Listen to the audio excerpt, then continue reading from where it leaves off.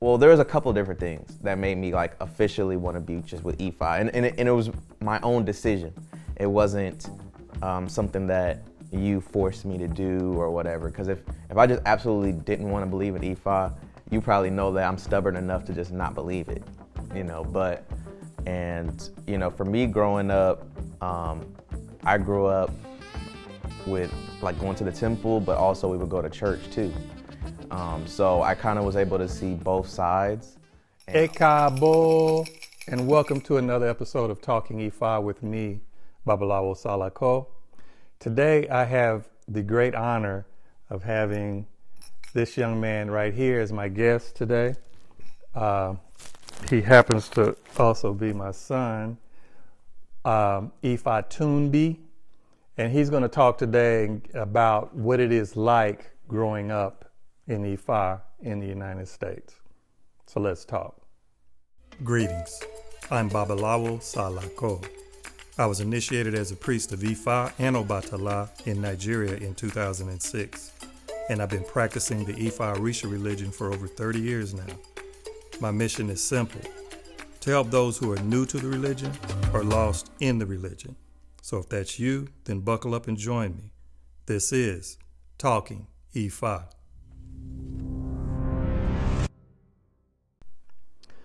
So, welcome. Yeah. Thanks for honoring me to do this podcast with me today. So, what I wanted to do first is just kind of start off asking you, what is your earliest memory of when you were young, when you first realized, what we're doing, this Ifá religion? What was your earliest memories of it? I mean, I always remember growing up, of course, doing ebos and readings with you as a kid, me and Jamila. But I guess I also remember like being in the temple as a kid, and we would go out there, be there for hours and hours. And most of the time, because I was so young, I wasn't really like involved as much with you guys when you were doing all of the different things. So I would always be like in the living room with all the other kids and just talking and, I don't know, watching TV or something. But, I feel like I learned the most like from being home and working directly with you and our family with the readings and everything like that. And, for me growing up, I grew up with like going to the temple, but also we would go to church too. So I kind of was able to see both sides.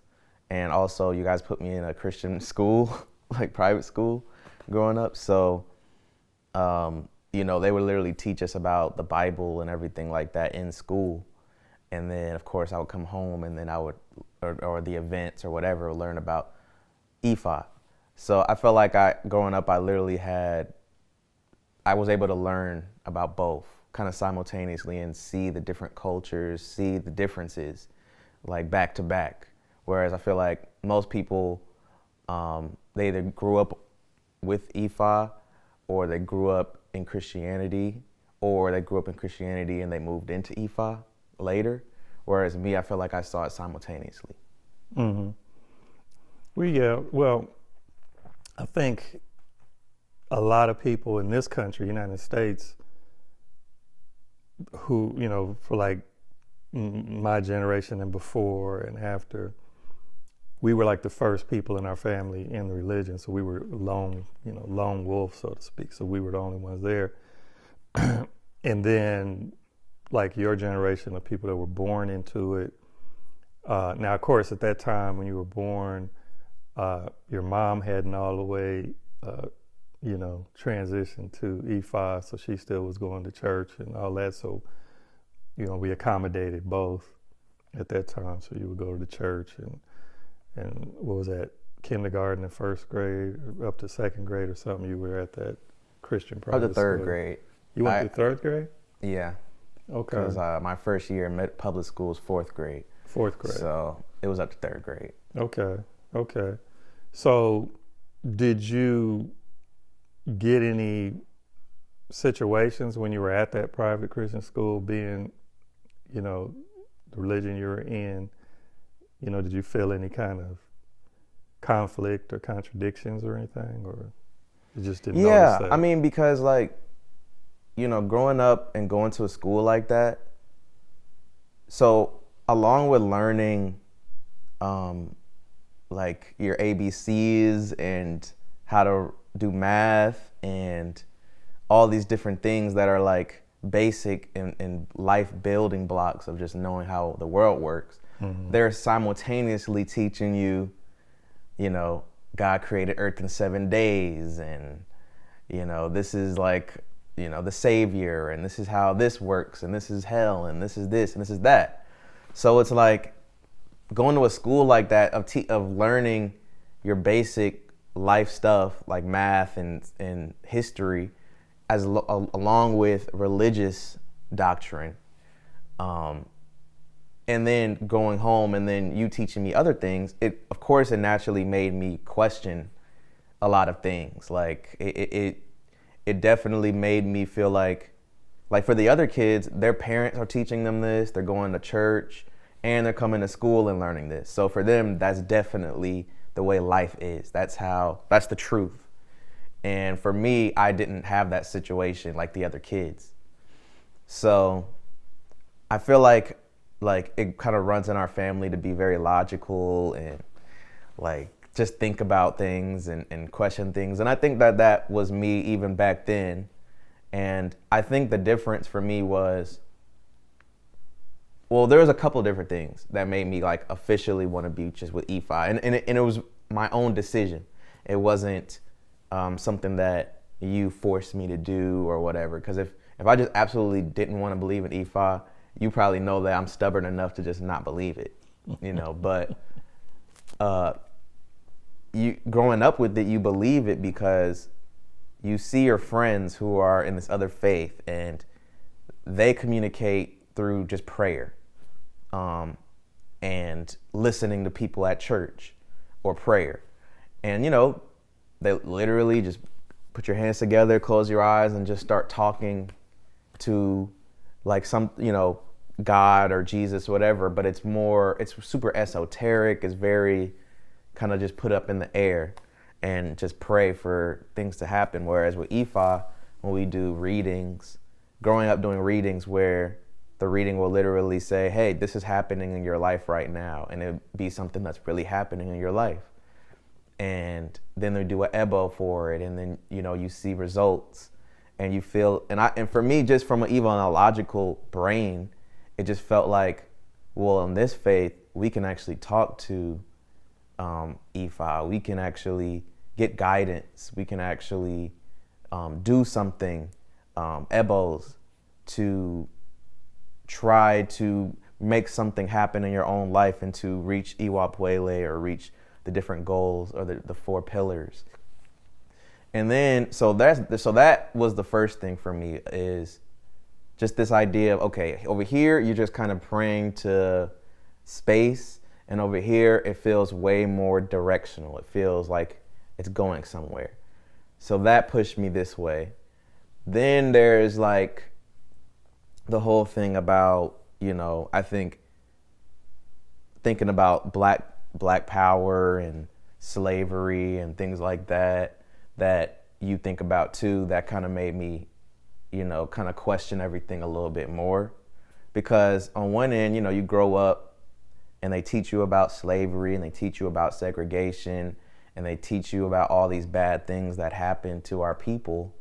But it seems like the elephant in the room never gets addressed as far as, well, what about this faith that we all follow that also was brought by those same people?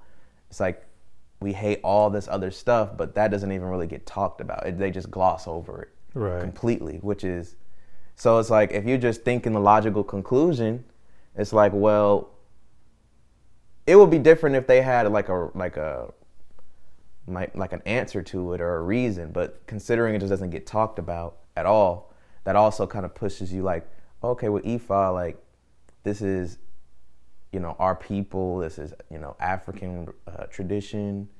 And if you're very pro-black and, we all come from, Africa, it doesn't have to be just Yoruba, but just the idea of trying to go back and see what your traditions are and where your people come from, because the ancestors are important. Your lineage is something we all care about.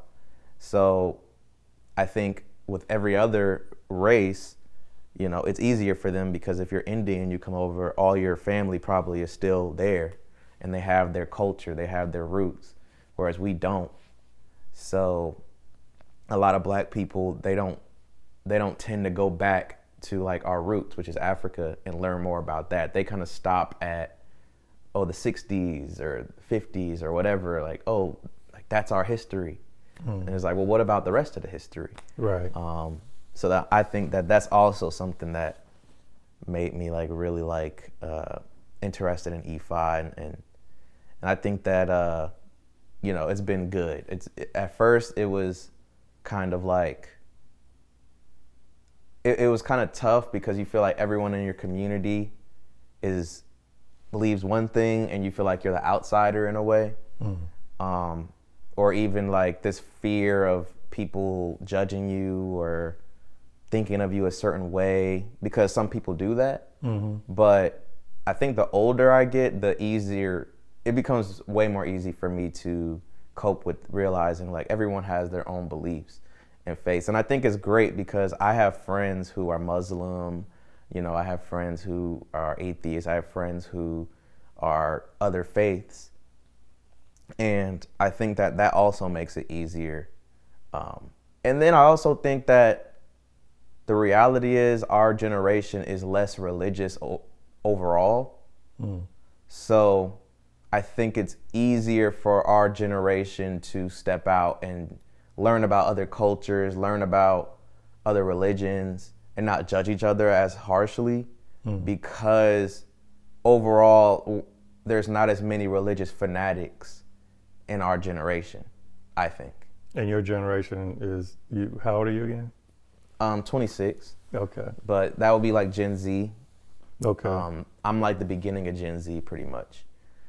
So like for Gen Zers, they're less religious. I'm sure there's like a data stat or somewhere out there about that, but I've definitely read that before. Oh, really? And I think that also makes it a little more easy because people in our generation don't talk about religion as casually in regular conversation like that.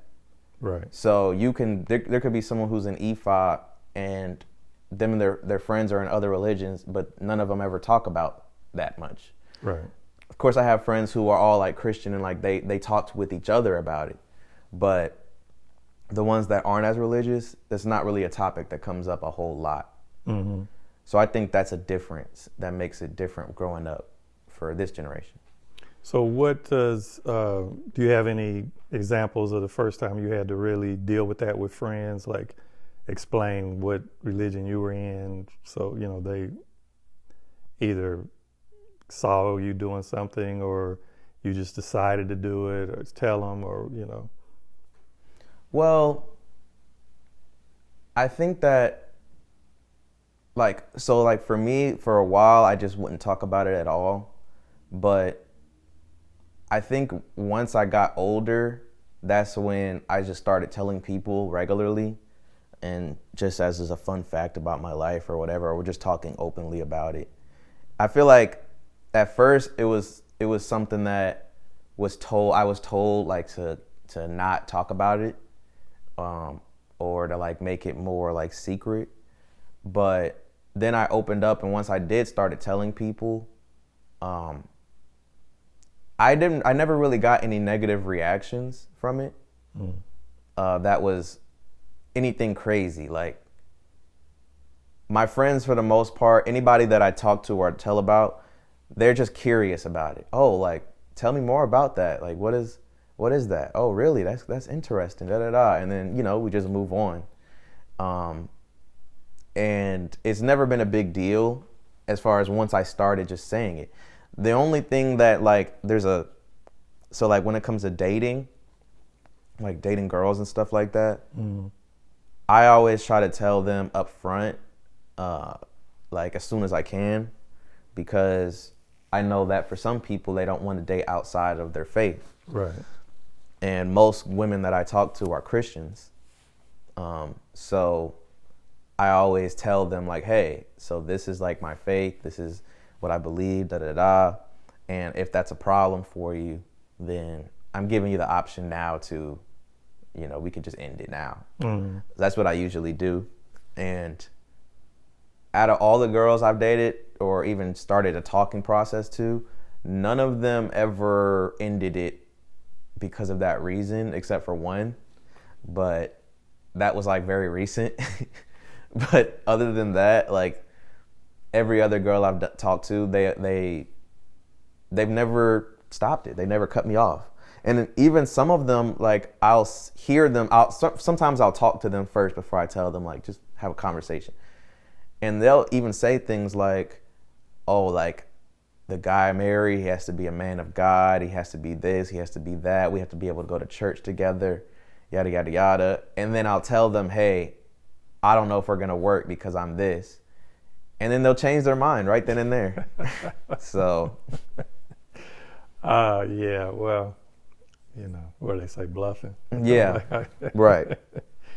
Okay, so what do you think, because like you said, in dating, it's hard for you to meet people who are also in Ifá. Yeah. Right? So most of the people you meet are in Christian or not religious or right. Maybe Muslim. I don't know if you've dated any Muslim girls. I've never dated Muslims, but yeah, I know a lot of Muslim girls. Mm-hmm. So what do you think would be a good thing to do to facilitate that for people in your generation to meet each other who are in Ifá? Well, I mean, it's hard for me to say because I have never done it. I've never dated any girl who's Ifá.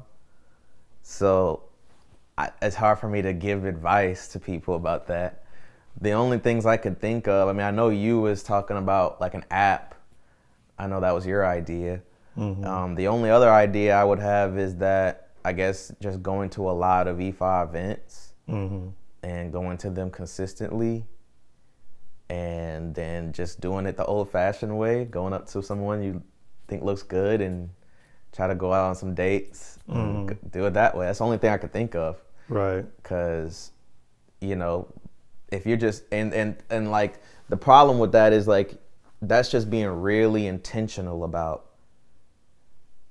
like, depends on the type of person you are, because most guys don't have a bunch of options dating wise. Like majority of guys, like they say, only minority of the guys get majority of the women, which means that majority of the guys don't. So the more you niche down your type, the harder it is to find a woman, I think. Mm-hmm.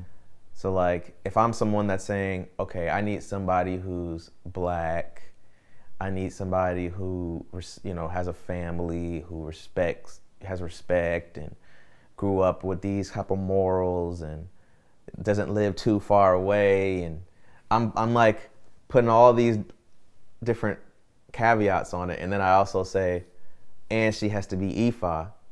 And then Ifá is, especially in America, is very niche. So then it's like, the only girl I can ever find is, like I said, to go out to a bunch of Ifá events and start flirting with women. Like, that doesn't seem right.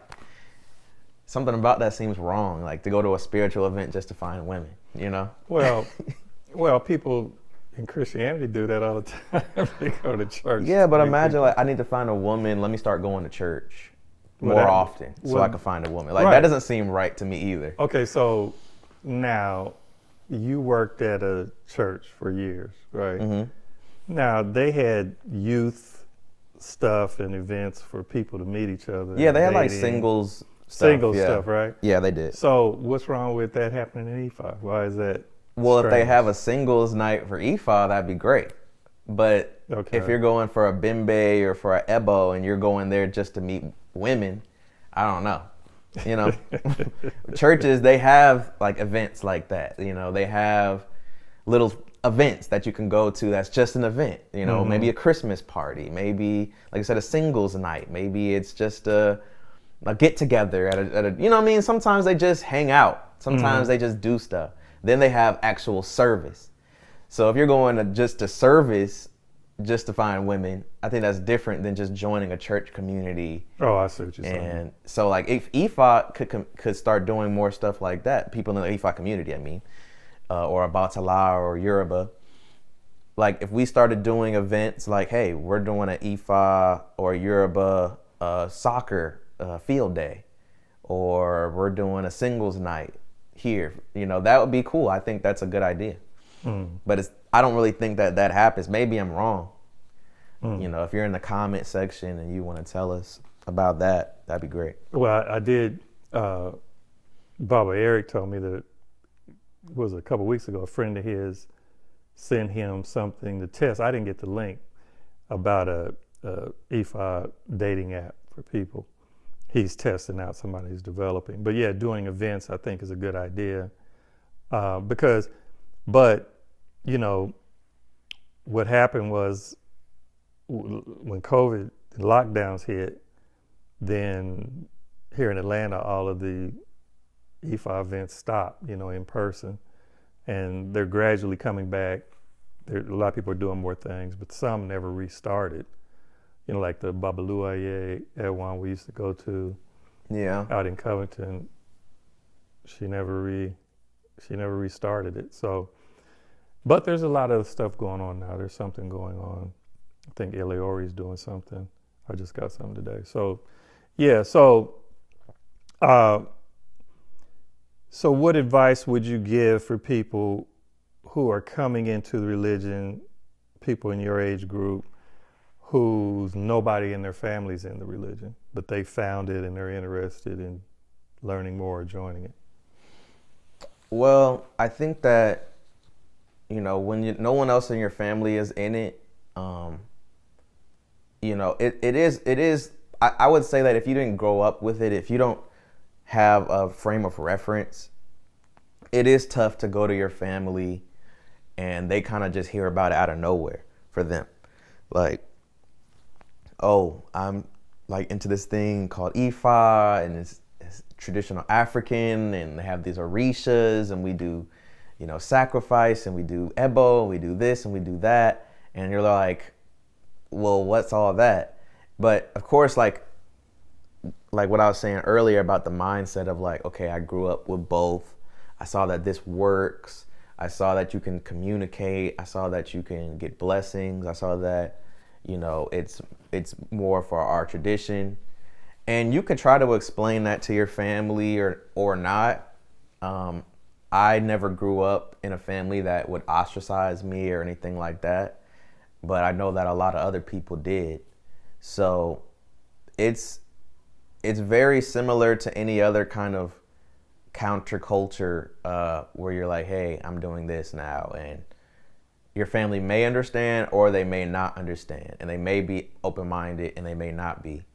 And I think that, at that point you have to just decide like, hey, this is your life, and, you can do it openly or you can kind of just do it privately and just play the political game of trying to keep your relationships with your family alive, because of course that matters, and going with your heart and what you believe that your faith should be. And from there, I would definitely say subscribe to this podcast and listen to everything that's said on this podcast to learn, especially if you're not here in Atlanta, because the way, from my perspective, it just seems like a lot of it is passed down through families and, things like that. And, you have to try to find someone who's a part of a bigger group and a lineage, and, you have to try to get yourself in there. And I think that a lot of that could be really intimidating. Right. And like, that's something that you had to do. I didn't have to do that. Right. Because you're my dad. But you had to do that. You had to try to find someone. You had to try to get in there. You had to do work. You had to do this and that. Mm-hmm. And in a way, I can see that it's a little bit more gatekeepy than other faiths in that way. Whereas you got people at church that are going around, they'll, like, you can say what you want, but they'll accept anyone to come in. They want you to come in. They're asking you to come in. Whereas with our faith, it's more like, do you know this person? Did you pay your respects to this person yet? Oh, you can't do this unless you do this with this person, and this person has to grant you that. And I think a lot of that can be very confusing for someone coming in fresh, Right. you know, and like they're hearing all types of different people saying this. Well, should I believe this? Should I believe that? Then there's all the different denominations that believe different things, and they're going to tell you this person isn't legit, but this person is, even if that person may be legit, you know. It's just too, sometimes I think, you know, it's definitely a lot, and it's very complex. There's not a whole lot online either, you know, because it's so niche. You know, you can't find a billion different videos about it. So, you know, I would definitely, that's why I think that this podcast is very important, because your whole goal is people who are new or lost. You come here, you can get information. And of course, we have more plans, you know, to directly connect to people out there. Because if you're watching this and you want that question answered, I feel like this podcast is the answer, personally.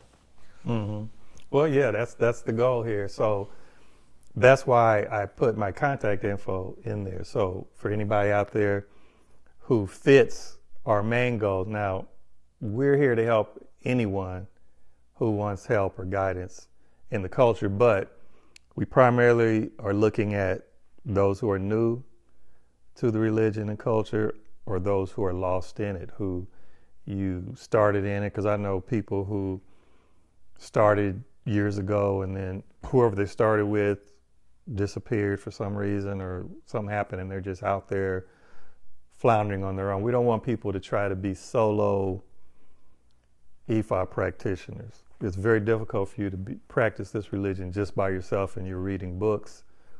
And you know, I personally don't think that's really possible to do it right. It's just like if I wanted to worship ancient Kemet religion or ancient Egyptian Commission religion, and I had 2 books, and I said, okay, I'm gonna practice the religion. But even more current, when I first did on my search for this religion, I was studied ancient Kemet, Egypt, and I came up, and then I asked myself, well, who's practicing today? The first book I looked at was Conversations with Ogotumele, and this was a Dogon priest in Mali, West Africa. And then I started studying the Dogon religion because, you know, it was fascinating. That was the first African religion I studied. But then when I said, oh, I would love to learn more about it, but I never had met anybody that was a Dogon in the United States, and it wasn't like a lot of them come. But so then I eventually kept searching, and then I found out what was here was Yoruba. Akan and Yoruba were primarily those two. Akan from Ghana, Yoruba from you know, Nigeria, Yoruba land. And that's when I did my search and found somebody that was the first house in Atlanta, the only one at the time. You know, and I went there to learn it, but it's difficult. You know, you have to learn under people. You know, I couldn't learn the Dogon religion just from reading some books and saying, okay, I'm going to start practicing this religion and think I'm really doing it. You know what I mean? You really need, in the spiritual tradition of this, you need somebody to guide, and the lineage becomes, and see, back then though too, before they passed that law that started in Miami, in Florida, that we could do legally sacrifices, animal sacrifices, then you had to hide it. And during slavery, people had to hide it. So that's one of the main reasons over here people were so guarded. You know, it's like, who are you coming here? Are you, you know, because you could be undercover police trying to come in and attack people or do something else. So people were very guarded, and, you know, who are you? That's what happened to me. I had to go back and forth to the Botanica when I first found out that it was here in Virginia Highlands 3 weeks in a row. I kept going each week, go in and buy something. Say, can I come to the temple? Who are you? Why do you want to come to the temple? They wouldn't let me. Come another week. Why do you want to come to the temple? What's, you know, do you know somebody? Who are, you know? And finally they said, okay, just come over this Saturday and introduce you to people and all of that. So yeah, I had to kind of fight to do that. But that's why I wanted to have this podcast, to not only just help people here in Atlanta, I wanted to help people all over. So if somebody's in Nevada or New Mexico or somewhere else and they want to learn this religion, then, you know, we're here to help. So they can reach out, contact me. And like you said, we're going to start, you know, monthly stuff, and, you know, where people could come in, and I'm going to start some programs like that where we have like open sessions and Q&A sessions and mentoring and other things like that. So those are some of my goals, you know, to do. But yeah, we're here. People just reach out. Yeah, definitely reach out. Yeah. So I have a question for you. So because we were talking about, like, as far as dating, and I guess that goes into family and things like that. What do you think about like the idea of dating someone who's not in Ifá, and like trying to navigate that? Well, the number one thing I would say is it has to be an open-minded person. You see what I mean? Because it's just like if two people get married and one's Muslim and one's Christian, they have to be open-minded to tolerate each person's religion and say, okay, well, you want to do Muslim, and I'll go to your events with you, and I'm going to stay Christian and you come with me. But they have to be open to that. But if you get with somebody who's like, what are you doing? And because, you know, a lot of, and I'm not attacking Christians, but a lot of people in Christianity attack our religion, and they say we're evil, we're demonology, we're worshiping the devil, all kinds of nonsense. We're witches and witchcraft or whatever. So when you date people, and if they're, for instance, Christians, and they're really strictly into that, and they go to the church and the pastor's up there saying stuff and starts talking about Ifá negatively, etc., that could run into problems, you know. And then how are you going to raise your kids? Because in general, anybody you get with seriously, if you're going to marry them or, you know, or have a family, you have to discuss up front, how are we going to raise our kids? You know, are we both open? Are we going to have multiple religious families? Are we going to do one religion? Or, you know, blah, blah, blah. Those are discussions you have to have no matter what religion you're in, with whoever you're going to get serious with. So in Ifá, it's even more important that they're open-minded, even if they're not in the culture up front. Ideally, it's best to find somebody in the culture, but if you can't, they have to be open to, you know, not fighting with you and conflict about what you're doing, and say, well, my kid ain't doing that, and you know, when you have the children, now y'all fighting about how you're going to raise your kids. Right. Those are discussions you have to come to agreements up front. Right. Yeah, I agree. And I think that, like, even going back to your question earlier about like people who are younger who are trying to get into it, like, I think that I've tried to learn that living your life and being confident and not living in fear is one of the most important things that you could do.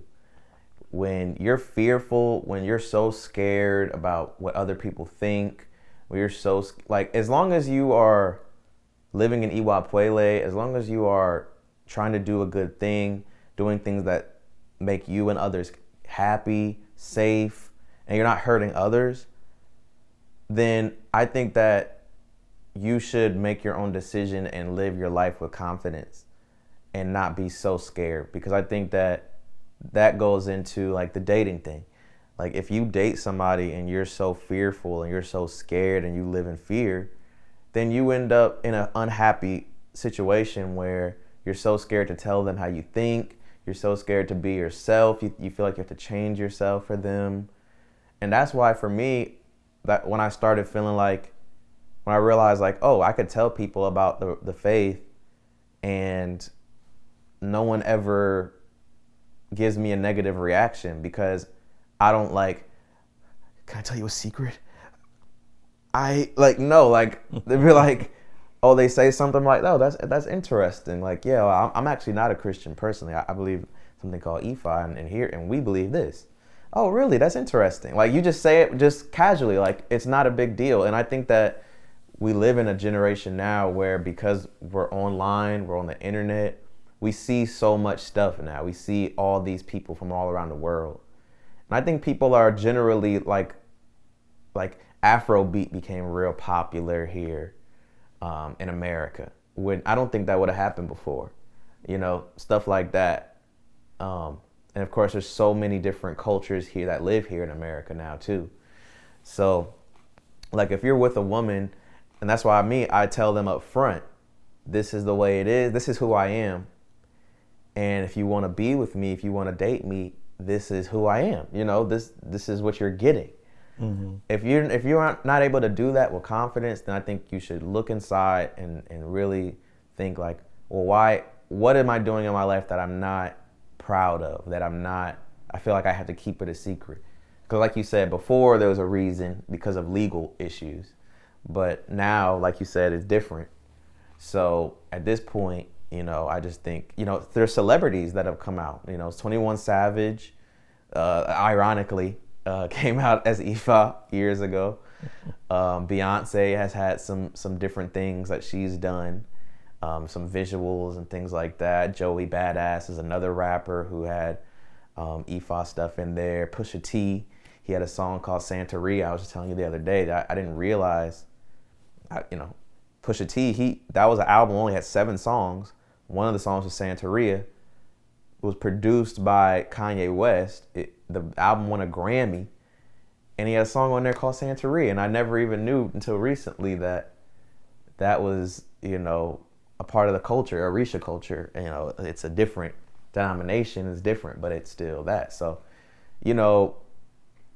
as long as you're confident and as long as you have that inside of you that you're doing the right thing. And I think that another thing is we don't usually push it in people's faces because we're kind of forced not to. But because of that, we don't ever push it on people. And I think that that's actually a good thing, because if you find this culture and you want to be a part of it, it's really your decision. No one tried to force you into it. Right. And see, that's actually one of the core values of this religion. It's that they say we're not allowed to proselytize like Christians. We don't go out and try to convert people to Ifá. Ifá is one of the fastest growing religions in the world right now. There's people everywhere, Japan, Europe, everybody's joining this religion. But it's not because people are out recruiting people. We don't recruit people. People see from other people the power of this religion and how it works, and they want to join. And so we're here to say, okay, if you want to come in, we're here to help you, right, but we're not going to force you to do it. It's just like you said, don't be afraid to say it. It's like we were just, out of town for Christmas, and they were talking, and I just told them, we do Ifá, and this is what we believe, and we do X, Y, Z. And they said, oh, that's interesting. What is that? Yeah, because if anybody, it's the same thing with all of this stuff, in my opinion. If someone's willing to hate you or to cut you off or to not love you anymore because you have a different lifestyle or you decided this or that, something that doesn't even hurt them, then I just think that person is not worthy of being in your life at that point anyway. So that's why I feel like it's the fear. You shouldn't have the fear, because people who love you, people who are really there for you and are supposed to be in your life, in your path, they'll accept you, for your beliefs and your faith. That's the one thing that we have in this country. One of the things is freedom of religion, freedom of speech, and freedom of religion. That's 2 of the main things. And so, you don't have to feel social pressure to not feel free, right, in that way. Right. Yeah. So what other last advice would you give to people that want to come in and all they're seeing, they're in a place where all they have is what they find on the internet or books, and they want to join, other than, of course, the ideal situation is to reach out to us and we can help you.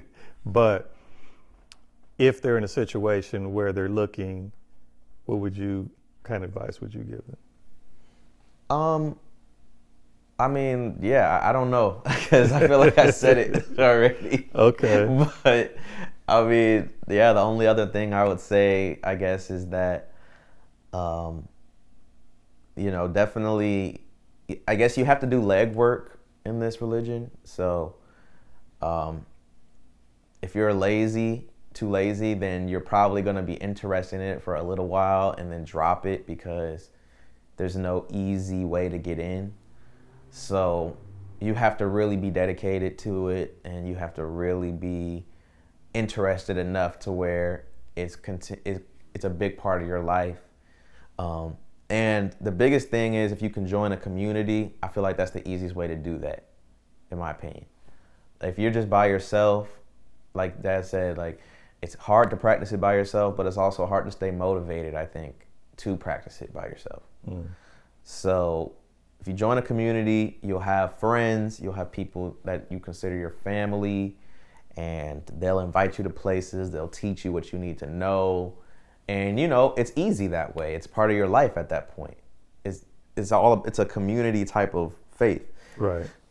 So get a community. If you don't live in Atlanta or New York or Chicago or one of these cities, and it's hard to get that community, like you said, I mean, Talking Ifá, this is a community now. This is an Ifá community here. There's also Reddit. There's some communities on there. Facebook, you can try to join. Meet people, even if they don't live near you. People can do calls. You can try to just do what we have to do. Just like in 2020, where we just had to figure it out. We were all at home.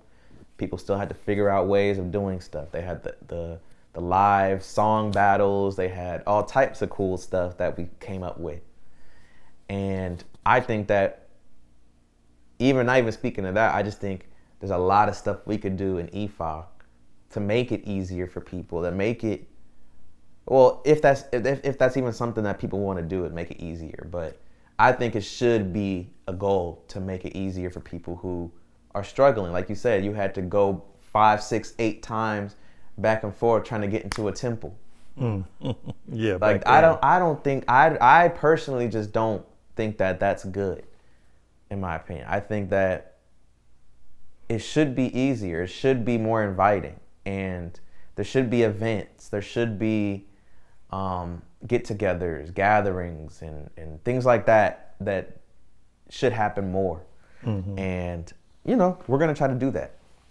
Yeah, we are. And remember that we're here to help you in any part of your journey in Ifá. We practice personally Isheshe. Our denomination is Isheshe of Ifá. There are people who are Lukumi, people who are kind of a mixture, kind of the Oyutunji lineage. There's Candomblé in Brazil. There's Shango Baptist and there's other denominations. But Santeria and Lukumi out of Cuba, and we're here to help in any way, because I've had somebody even recently reached out to me. They wanted to do Palo. Somebody else wanted to do Lukumi. I'm real good friends with people in all those areas, Lukumi priests, and I referred the person there. And we have connections with people in Candomblé. So if it's not a Sheshe, we can help you directly with the Sheshe. If you want to go on another one, we can still help you and refer you to people who can get you into the denomination that you want to go to. So we're the place to help. Talking Ifá podcast, the email, talkingifa@gmail.com. Okay? And also I wanted to just throw a shameless plug about my 2026 Ifá Days planner and Ifá Days calendar, right? You can go to directly order it at talkingifa.carrd.co. That's talkingifa.card.co. Or you can go to my Ashe Life site and find them there. And I have other products there too, Ifa Risha products, t-shirts, etc. And that's at www.ase-life.com, www.ashe-life.com. And we love your support, and we want you to subscribe and follow us for all upcoming episodes. You have anything else to say? No, I was just gonna say, like, you definitely don't have to remember that. Just go on the link in the bio and just click that, But yeah, definitely pick that up because it just does the hard work for you. You don't have to try to keep up with the calendar yourself. You have it, and it's great for you, for your life, and makes it easier, helps you keep up with things, etc. So yeah, that's all I have to say. Thank you for inviting me, and hopefully I could do more episodes about different topics and stuff. So if you guys like this episode, like he said, everything, and put the comments. What would you like? Do you have questions? If you're new, please ask a question and he'll answer it. He's the expert.